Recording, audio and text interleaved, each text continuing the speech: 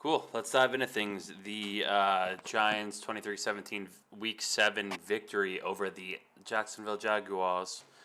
And I misspoke. It's they were 2-5, but I'm glad that the Giants won, and I saw that coming a mile away because now they are 2-5. Daniel Jones sneakily had his best rushing performance of his career with I think it was 104 total rushing yards.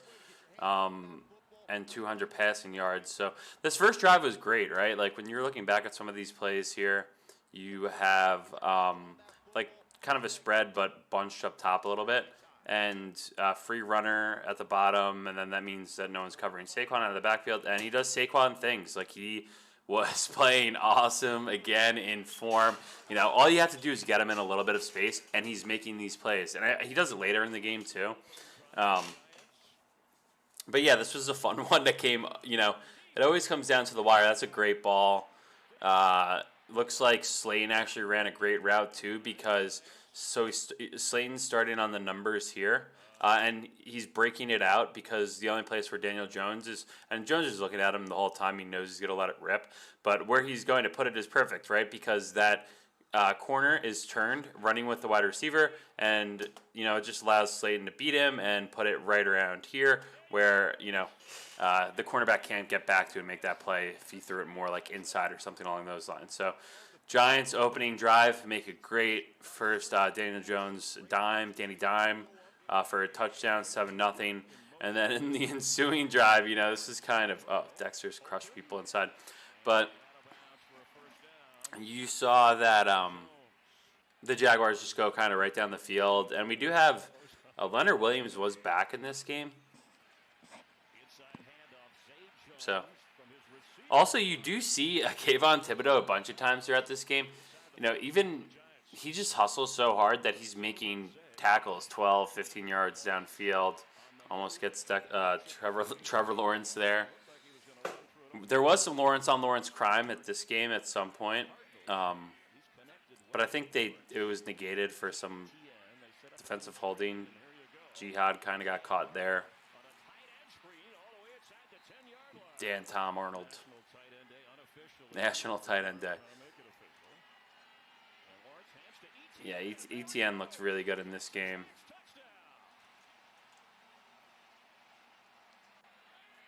And then I still don't understand what happened here. It was defensive illegal formation on the defense. I don't know if someone was lined up over the long snapper that would have caused that. Because I was still very confused. And then, Doug Peterson goes for 2. And they get it pretty easily. Love this route on 3rd and 3 to Wandell. Where is he? Right here. Yeah, it just Sills is going to come in. They've ran this a couple times, and then he's just right cutting off his butt and just getting right here for a first down. It's just hard to defend against. And I think the Jaguars did that to us a couple times as well. And you already got Brederson was hurt. I mean, there's a lot of catches in this game that are drops that guys need to catch. But you're in the second drive here of the game, and you've lost your right guard, right tackle, and starting tight end. Bellinger did come back in later in the game, but then he had that really weird eye injury. It looked like it should have been a face mask or something because he got poked right in the eye, and then he took his helmet off and he was bleeding out of his eyeball. It's a really weird, tough scene. I hope he's okay because he's been playing pretty well so far. And then, I think what you're seeing here with this Jaguars offense, they do average 23 points a game and, 350 yards a game. Great play by Dexter. There's some Lawrence on Lawrence crime right there. And then they go for it, 4th and 1. And just quick sprint rollout for an easy first down.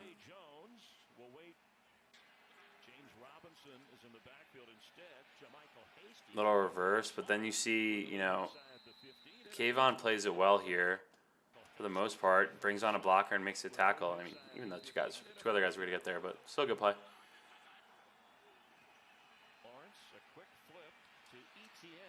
Yeah, ETN looks like he's back to his normal form. He looks good. He looks like the guy that the Jaguars thought they were drafting, and then he had that ACL injury. Oh, you know what? This might have been what got called on the PA on the first penalty, right? Because it looks like Dexter, he's not fully over him. I would have to see the, all, whatever, 22. But he's pushing through, and then, I don't know. Should that be a penalty? Just crushing the long snapper? I mean, but whatever. That's probably what got called the first time around. Wandale in motion, 2nd and 6, 7-11 score. Ooh, I love that because you bring him in motion, then you hit him coming across. So, like, there's guys moving. Looks like, caught a lot of guys sleeping there. Making a nice play there. Kind of sucks. Evan Neal got hurt pretty early on in this game. And that's Evan Neal's backup coming, number 79. Great play by Breida. And also, this is a great play by Daniel Jones, right? So let's bring it back here where the Giants like to use a lot of play action. Breida's in the game. And they go back to Breida on this play, right? So you're faking it to the guy you're going back to. And then here you go. 79, though. Come on, bro. So sorry, I'm going back a little bit too far. But here we have 79 is blocking his guy right here, right on top of the Jaguars logo. And he kind of just gets pushed across, and he doesn't have his balance there, and you see him kind of turn around and be like, oh, shit, he's going to kill our quarterback. Because Jones isn't even actually looking at Breida. Look at this, right? But what he's doing is, and then look at both linebackers at the 46 and the 44-yard line. They're looking at Jones, right? And they're looking towards the bottom of the screen now, right? And then that opens it up. So Daniel Jones usually doesn't make a lot of plays with his eyes and that head movement. But on that play, he looks off these linebackers, and he hits Breida up top, even though he's getting about to get crushed, and then you still have number 79 acting like he's blocking like a ghost or something.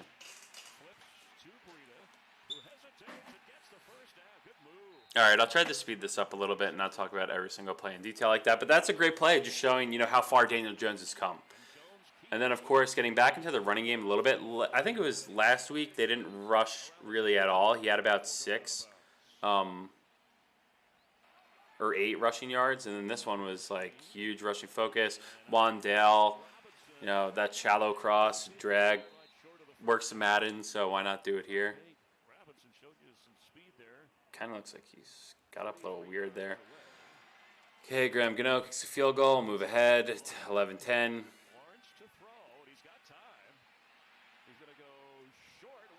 Nice one-handed grab. We'll move on from that. 3rd and 2. Again, that route was similar to how they converted on that 4th and 1. It's a great route right there. Again, I don't want to be too positive on the Jaguars because they did lose this game. And this is where so my man McKinney here making a huge. This is the NFL. This is a play you make in the NFL, all right? You guys haven't really had a good stop yet in this game. 3.5 minutes to go in the half. And, the Jaguars are going to come away with 3, best case scenario, if not 6 and an extra point. And this is where I was hoping having Leonard Williams back would kind of plug a little bit more of a gap in the middle to coexist with Dexter Lawrence. And it didn't really happen. Oh, my God, Jalen Smith just got pancaked into oblivion there. But you see, bend, don't break, and then you got Xavier McKinney just freaking making plays on the 3-yard line, like punches it out. Unbelievable one-man effort by McKinney to kind of change the narrative of the first half and also the game. So the Giants get the ball back at the 20. Saquon doing some Saquon things. I mean, he just juked backwards. Wait, you got to appreciate this. Like, he just jukes and like kind of waves the guy past right here. Whoop. Don't even try and tackle me. Just keep running.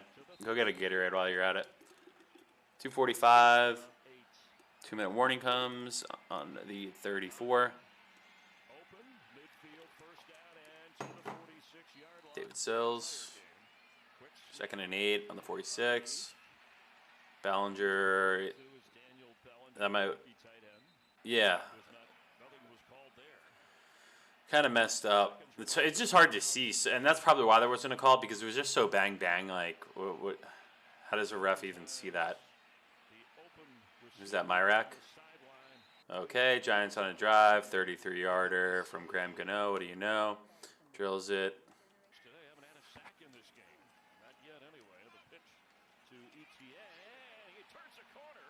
It's a great play by ETN, and he was like, McKinney, you're not getting me. And then also, look, number 5 makes the tackle. How far do you think number 5 had to run? Look at him. He's at the other hash mark on the 24-yard line. He's fast, man. He's chasing down a running back 40 yards down the field. ETN, said to McKinney, you're not going to strip me again. It's kind of crazy how far Thibodeau ran there. You know, he probably would have gotten tackled, but still, like, Jesus Christ. He moves a lot. Okay. Yeah, the terrible by the ref. Shouldn't even mattered.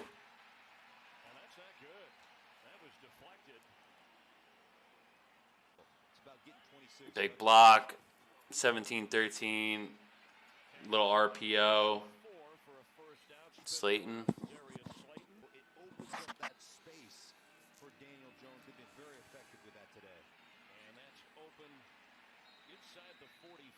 Is that Tanner Hudson or Mirek? Who the hell's 85? See, that was the second time he when he tries to slide and his knee brace gets caught up. Oh, brutal interception. All right, let's look at this real quick. So the Giants have had some success here, and then 53 isn't biting on that play action. Who's at the 19-yard line? 84, obviously a practice squad guy, probably doesn't help our cause necessarily by running, a route, but I don't know. Sometimes you get lucky with a good defensive play call and everything is covered. Look at, if you start at the top, wide receivers covered, blocking, Wan'Dale Robinson, for a 5-yard loss, totally fully covered. And then this is the only other where you could go and Daniel Jones is getting hit right in the chin. You could see that's helmet on helmet. So he just tries to force one in, and he probably honestly didn't see 33 standing there. Might have been covered up behind someone, but pretty. Oh, they did call the helmet there. Yeah, okay. Sorry, I blacked out on that for a sec. Yeah, so we got a kind of a call there, but Daniel Jones is getting just popped in the jaw as he threw it. So, I don't know. That shit adds up. 4th and 2. I don't even know if you got that off. And then you got to throw it to this bum again. So, showing some balls going for it. 4th and 2. 3rd and 4. Old man Marvin Jones can't get up there. 2nd and 4. 4.5 minutes left. And Daniel Jones, just so much running room there. Nice slide. But this is just showing you Daniel Jones has a quick memory. He's not letting this snowball into a disaster. One thing leads to a next, right? Well, what happened years previously, right? Fumble on one drive, then interception on the next drive. It's okay, things didn't go our way there. Now let's just forget about it and move on. Wide open.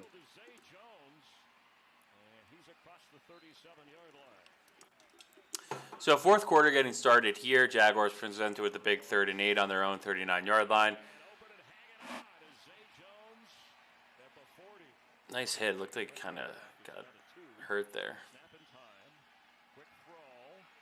And those guys were pretty close to each other on their route. Evan Ingram.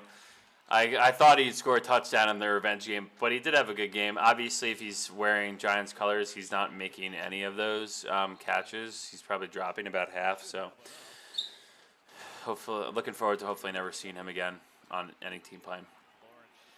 And that's just all inside the core interior defensive line, just imposing their will. I don't know. Maybe there was something that just tipped this off. We'll have to see what happens in the mic'd up version. That they'll probably release either today or tomorrow, but that was just fully blocked up. 3rd and 1. That little reverse to Breida. Usually, I don't like that one.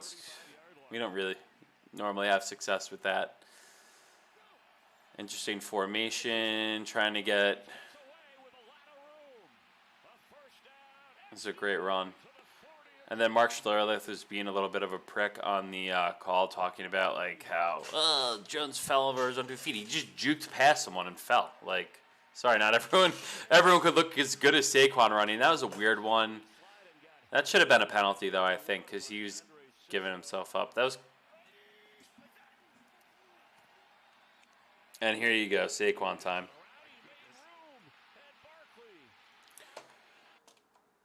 So here we go. Slayton coming in motion.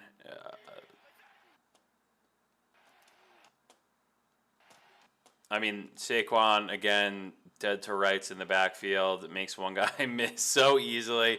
Another guy missed. So he's made 3 tackles miss already. And then you can see his face here. Like, his shoulder's jacked up. Because every time he gets hit, he's kind of like biting down on his mouthpiece like a UFC fighter would, which sucks, but, this is the NFL, it's grittiness, and this is the guy who's at a point in his career where he's got to push through how painful it is, uncomfortable it is, and Giants convert a quarterback sneak there from DJ. Great play there on 3rd and 5 by Dory, just completely on him, like white on rice. Lawrence looking for a call, and they had to punt that because they were just too far back, and they only had that one timeout. So Saquon again, these delayed rushes.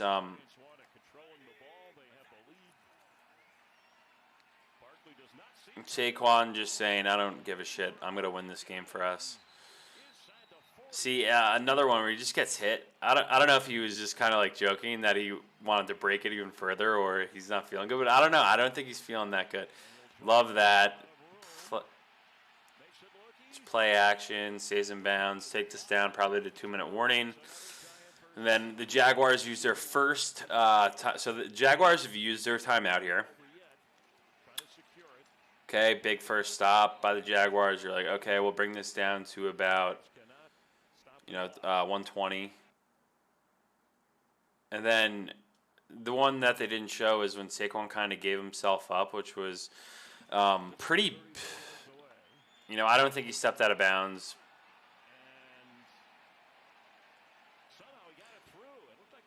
Yeah, and these announcers were terrible. You saw, watch 60, who's that, 97 on the left side, said it was immediately blocked. And the guy was like, corkscrewed. Okay, I'm going to corkscrew in anything. It wasn't a shaky hold. It just got blocked.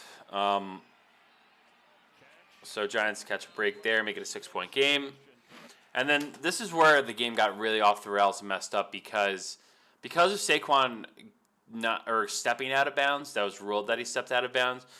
Even though the Jaguars don't have a timeout, they had 1:05 now compared to the 20-something seconds, I believe, that were on the clock if they would have had to go all the way down. So this is the NFL. Weird stuff happens.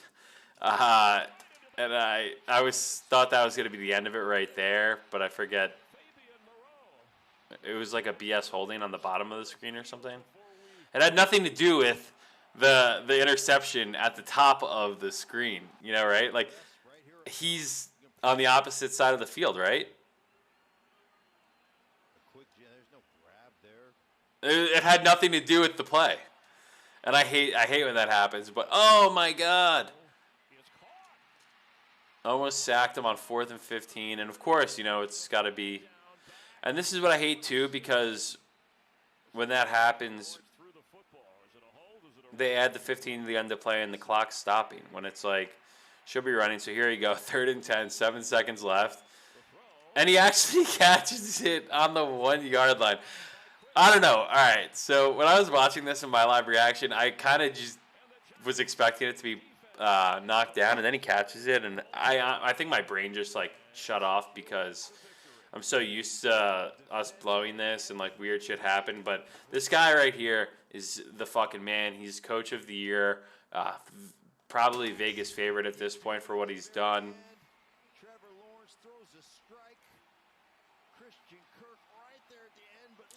This is also what happens though if you don't go for the end zone.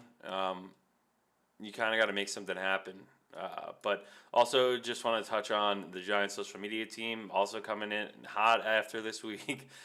Love that meme. And then the other one, which is Sexy Dexy just doing a belly flop in that, pool in the end zone. So just absolutely hilarious from there. Love to see it. Pool party at your house.